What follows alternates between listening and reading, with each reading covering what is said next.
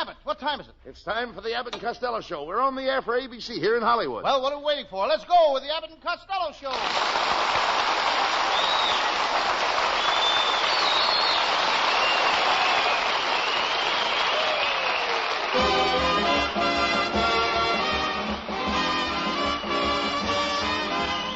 Yes, it's the Abbott and Costello Show, produced and transcribed in Hollywood for your listening and laughing pleasure. Chuckles with a carload and music by Matty Malney. So hold on to your chairs, folks, for here they are, Bud Abbott and Lou Costello.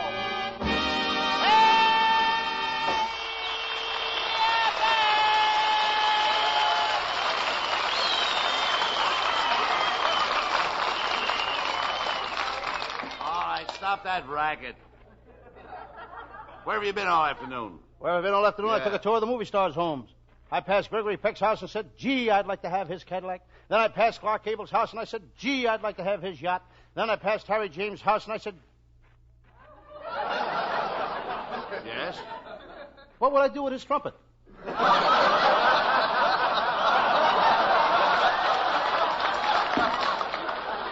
You know, I shouldn't be kidding, Abbott. I mean, after all, I got a threatening letter today. Somebody wants to kill me. That's why I got this. How many people listen to you every week, Costello? Well, let me see. All I get about 12 million. That's amazing. Then I got... Oh, you mean that I got so many listeners? No, now that you only got one threatening letter.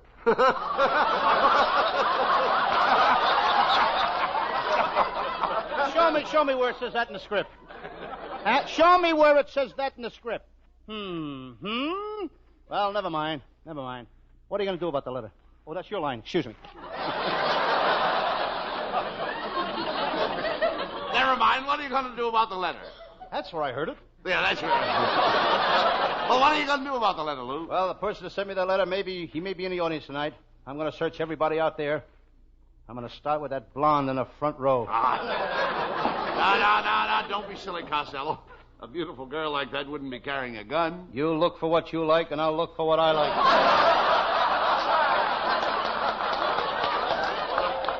You aren't so ignorant and stupid you wouldn't pay any attention to the letter. Who's stupid and ignorant? I was very smart in school. When the teacher asked a question, I was always the first one to raise my hand. You are? And sometimes it was to answer the question.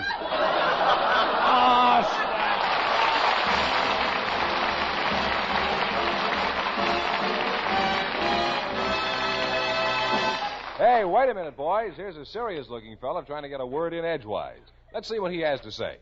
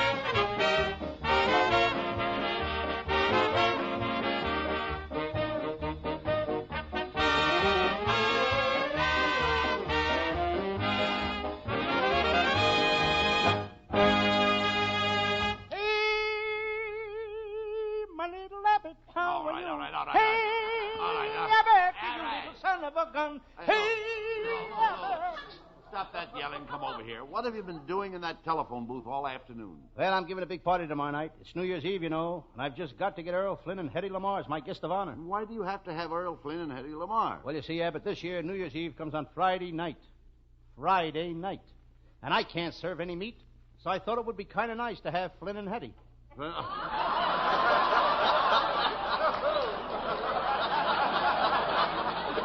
never mind that. Is your brother Pat going to have a nice New Year's this year? Oh, yes. You know, this is the first year since he's been out of the Navy, Lou. Yes, he's very happy about it. The Veterans Committee got him an apartment for $250 a month. Does he does he like it? Yes, him and his wife And his baby and his father-in-law and his mother-in-law are all living there in one room. Well, isn't it kind of crowded? Only at night when the landlord backs his car in.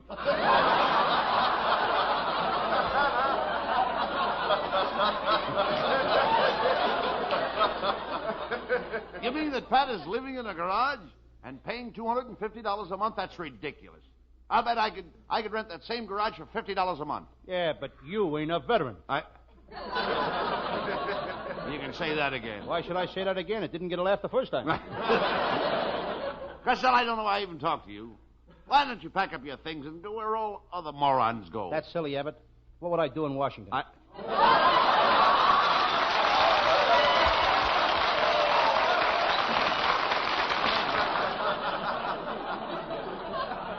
Well, never mind that. I want you to remember that 1949 is only a couple of days off. And I hope that next year you'll settle down and get married. What for? You should get married. Don't you miss being married? Don't you miss having a little woman around the house? No. I hang wet nylons in the bathroom. I scatter bobby pins all over the floor. I smear all my towels with lipstick. And you'll be surprised how I don't notice there isn't a woman around. Well, if you come to my house tomorrow night, I'm having quite a party, and I'll introduce you to some nice girls. Well, I can't, Abbott. You see, we're having a party at my Uncle Mike's house, and I can't wait to play that new game he invented. This game will take the place of jigsaw puzzles. How do you play it? Well, you open up a can of crushed pineapple and try to put the pieces together. Yeah, but are you going to play any other game? Oh, sure. We play the regular game we play at our house every New Year's Eve. It's called Scotch Punch. How do you play that? I punch the first guy that touches the scotch.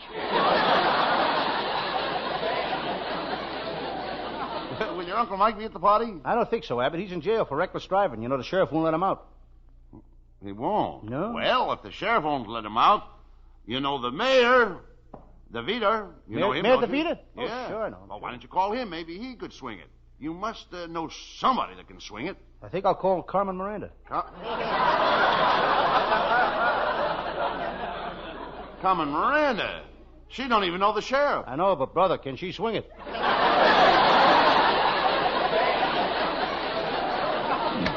Oh, Mr. Costello, you've got to help me. What's the matter, young man? Well, my wife wants to send me to a sanitarium. Why? Because I like French fried potatoes. What's wrong with that, young man? I love French fried potatoes myself. You do, Mr. Costello? Certainly. Then you must come over to my house. I've got trunks and trunks just full of French fried potatoes.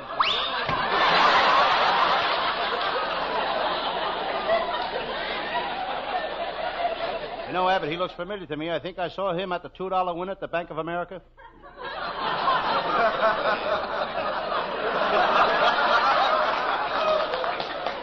Wait a minute. I've heard of a paying window, a receiving window, and a loan window, but since when have they got a $2 window at the Bank of America? Ever since the president went out to Santa Anita, so the business are doing with theirs.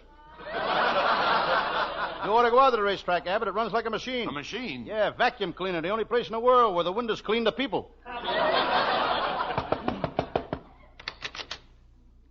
I hope you'll pardon the intrusion, boys, but you remember me. I was candidate for representative from your district. Oh, politician Harry Brown. Yes, gentlemen, yes. The same Harry Brown that promised to clean up the city, close up all the pool halls, bring back prohibition, and finish the Hollywood freeway. Mr. Brown, what are you doing now? Nothing. I was elected.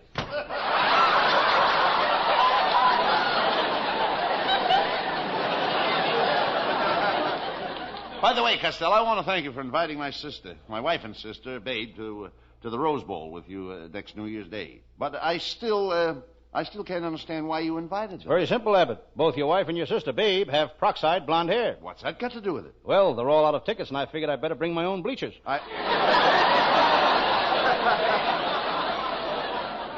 good evening, boys. Well, look, Costello, it's our secretary, Viola Vaughn. Well, Viola Vaughn, you give me the wrong place, kid. Costello, you ought to be ashamed of yourself. Viola has only been in California a short time, and you should try to make her feel at home. Say something nice to her. All right, Viola, old girl, it's been frightfully nice seeing you again. Frightfully nice. Oh, thank you, and it's been frightful seeing you again.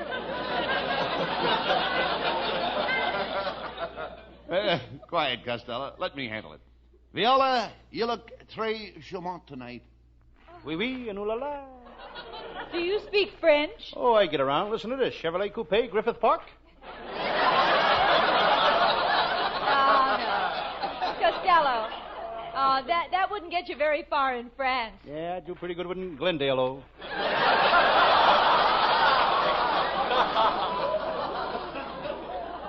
Pay no attention to him, Viola. How would you like to come over to my house New Year's Eve for a little late supper? Is it going to be a buffet? Is it going to be what? Buffet. Abbott, don't be a dope. You know what buffet is? That's French for let's go to the table and slug it all among ourselves.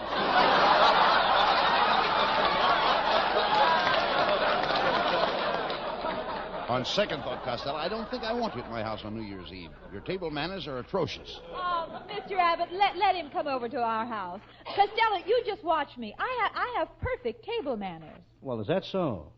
Well, there's one thing I've been meaning to ask you. Every time you drink coffee, you always stick your finger straight out. What's that for? That's where you hang the wet donuts.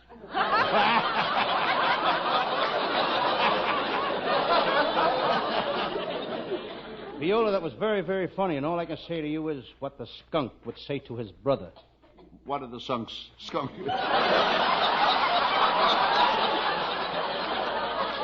I still would like to know what page you're on. What did the skunk say to his brother? I beg your pardon? What did the skunk say? All right, folks, we all go back to page 16. What did the skunk say to his brother? Got your teeth back in, eh? Answer the question, yes or no. I'll just have it just once more. What did the skunk say to his brother? You do, too. You do...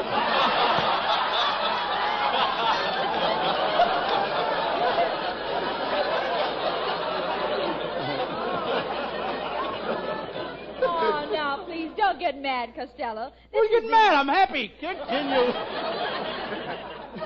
This is the end of the new year and New Year's Eve. It's the end of the old year, dear. Could have been the end of the script.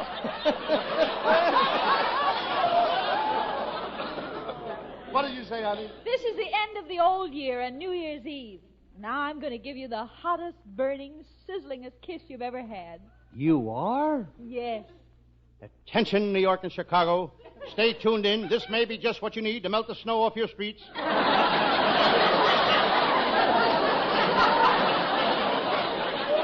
Costello, I've come to the conclusion that you are the most unintelligent, ignorant, stupid nincompoop in the state of California. Well, a fella's got to make good at something.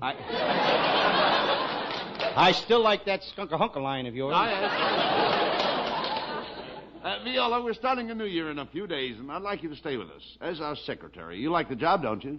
Well, Mr. Abbott, I don't really know. You see, I was a secretary for an insurance man, then I worked in a bank. But my mother is a little skeptical about my working for Hollywood actors. Viola, has your mother been telling you that old stuff about how actors are all wolves? That they do nothing but chase girls and go to parties, and that they're all up all night whooping and hollering, and that no self-respecting girl should associate with them? Well, yes, she has. Well, do you want to know something? What? She's so right.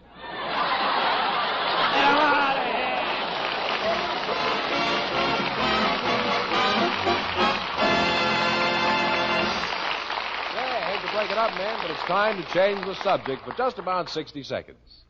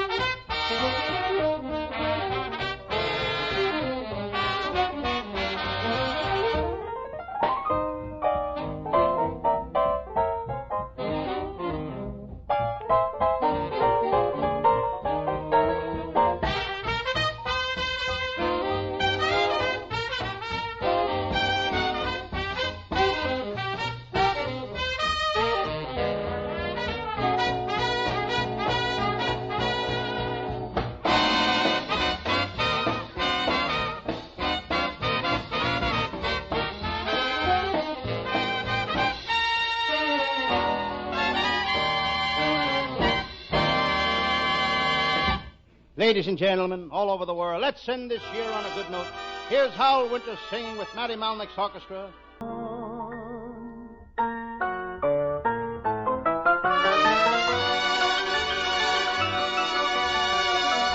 Till the tune ends, we're dancing in the dark.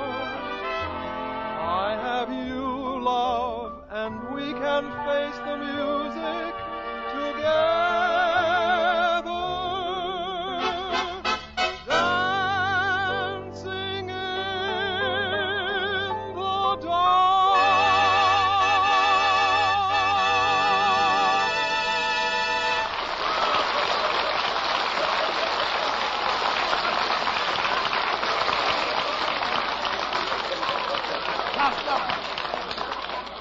Come over here. What are you writing in that little book? I beg your pardon? What are you writing in that little book? What are you perspiring for? I'm asking you, Costello, here. What are you writing in that little book? I got 4 New Year's resolutions written in here, Abbott. For 1949, here's what I'm going to do. Resolution number 1, I resolve to improve my handwriting. Now, that's good. What is number 2? How do you like that? I can't read it.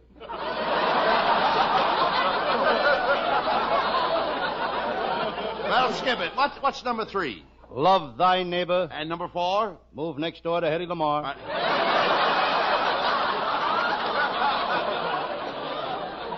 Why don't you make up a sensible list of resolutions? Well, I'm only kidding, but I got a sensible list. Listen to this. Number 1, give up going to nightclubs. Number 2, give up going with girls. Number 3, give up resolutions number 1 and number 2. Talk sense, please. I like the one about love thy neighbor. Yeah. But where are you going to spend New Year's Eve, Lou? Well, I could go to Ava Gardner's party. There's only one thing that's stopping me. What's that?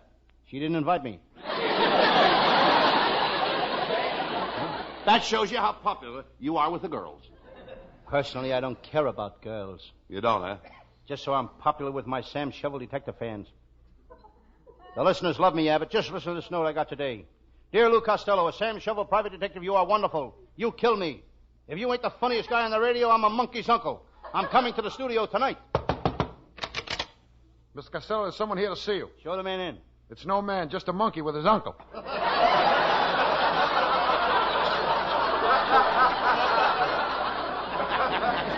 Well, never mind him, Costello. What is your Sam Shovel detective mystery about tonight? It's one of my greatest cases, Abbott. I call it the murder at the radio quiz show, or I've got a body in a balcony, Doctor.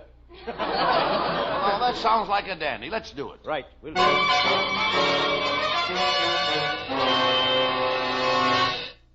Yes, I'm Sam Shovel. Sam Shovel, private detective. I'll take any kind of a case. If you need a detective to shadow somebody, call me. If you need evidence for a divorce, call me. If you need a detective with courage and fortitude, call me. If your life is threatened by a mob of desperate armed criminals and you need somebody to shoot it out with them, there's plenty of other detectives you can call.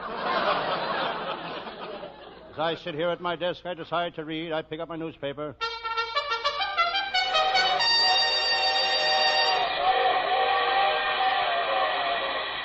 It's the Herald Express. I see an ad for California grapefruit. You can always tell it genuine California grapefruit. If it don't squirt juice, it squirts fog. While reading, I decide to smoke. I reach for my old Indian peace pipe. It's a genuine old Indian peace pipe. Instead of tobacco, it's filled with pieces of old Indians. I glance out the window at the beautiful secretary across the hall. She's wearing a new mink coat she got for Christmas. She got that mink coat the hard way. The hard way. She bought it herself.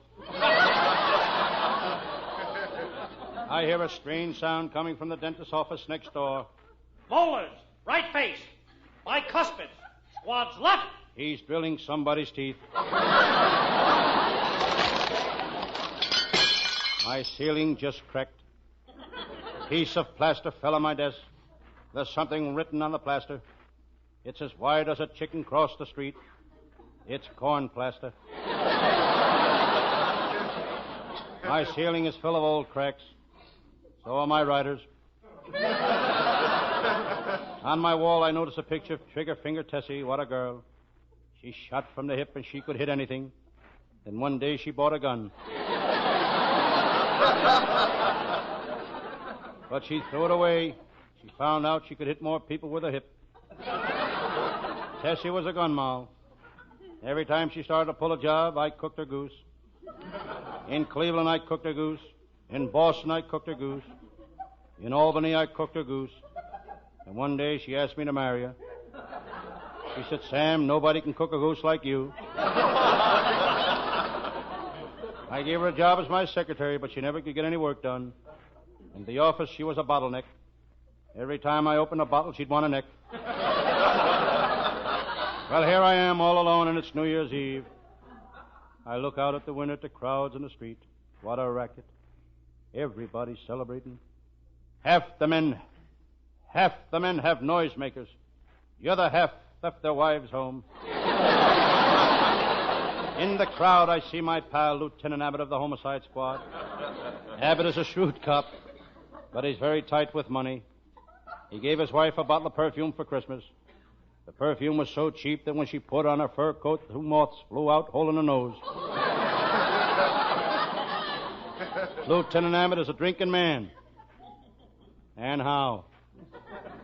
He loves beer. But in 1949, he's going on a wagon.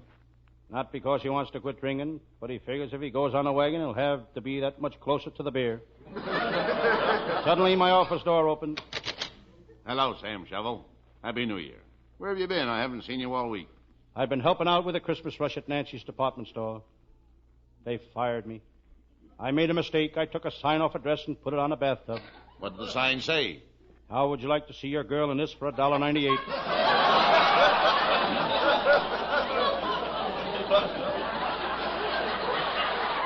Never mind that, Sam. Are you coming to my house to play poker?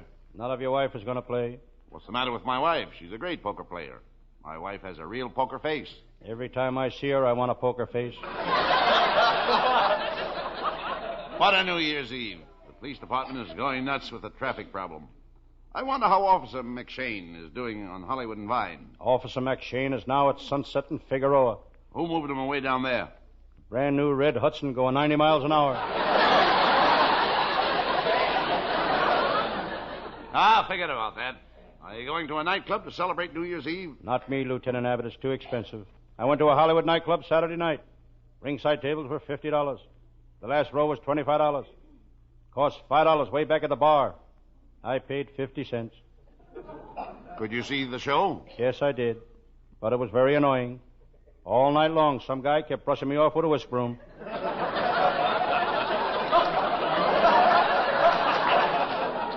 Look, why didn't you come to my house tonight, Sam? It'll be a swell party. Bring that cute little redhead you met yesterday. I had her out last night. We went to Griffith Park and sat on a bench. Every time I kissed her, she pulled her hair out of her head. Well, bring her to the party. Lieutenant, how would it look for me to walk into your house with a bald-headed girl? I know who I'll bring. Gertie. Gertie, she's a swell at a party. She's a scream. Does she play piano? No. Does she sing? No. What does she do? She screams.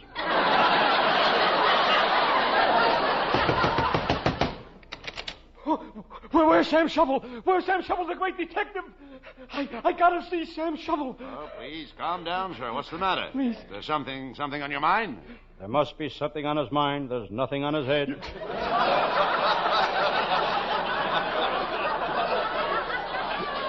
Stop joking, Sam Shovel. You gotta help me, please. There's something the matter with my wife. She's asleep. I can't wake her up. Sam, I can't wake up my wife. Have you tried shaking her? Shaking her? I've been doing better than that. For the past 2 hours, I've been hitting her on the head with a hammer.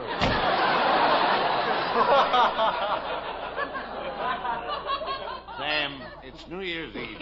Forget you're a detective. Let's go to my house for a New Year's party.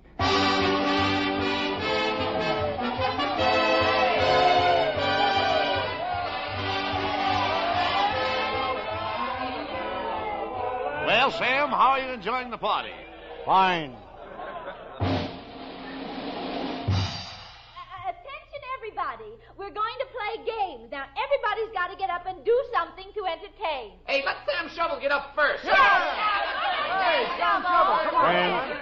Come on, Sam. Friends and countrymen and other stuff that goes with it.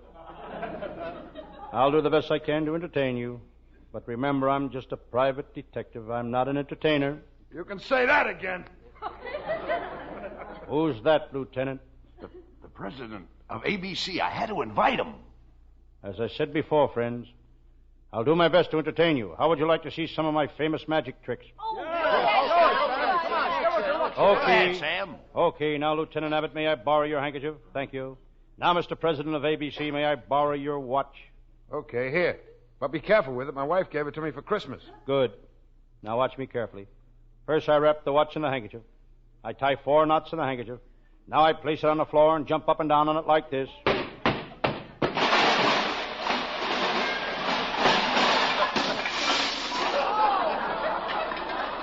Hey, what kind of a trick is that? You busted my watch to pieces.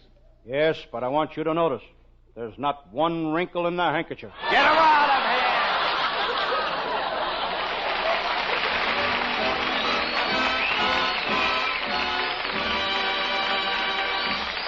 Abbott and Costello will have the last word as usual. But before they do, we'd like you to ponder this.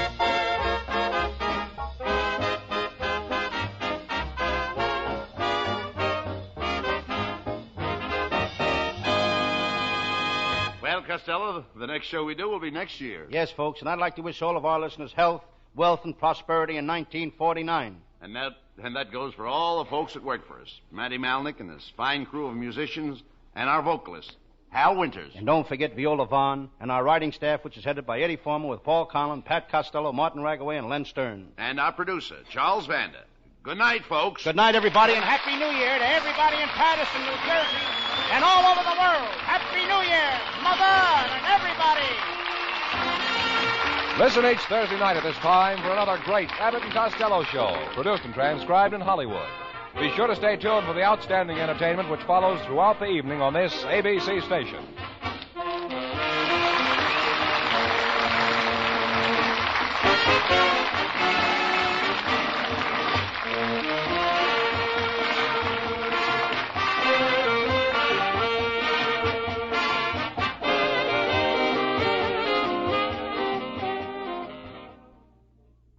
Enjoying the timeless classics on Golden Age Radio?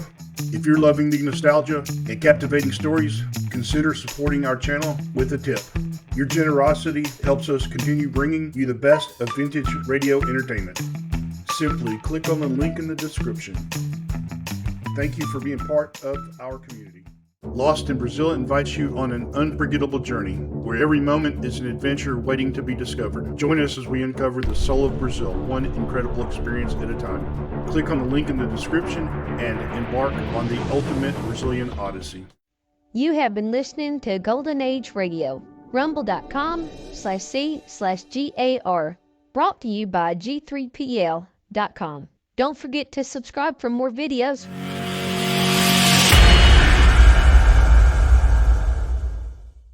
I would like to extend my sincere gratitude to Old Time Radio Research Group for their remarkable efforts in preserving and archiving the captivating world of old time radio programs.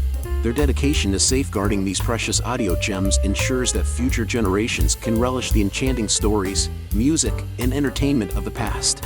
Their invaluable contribution allows us to step back in time and experience the magic of radio history firsthand. Their link is in the description below.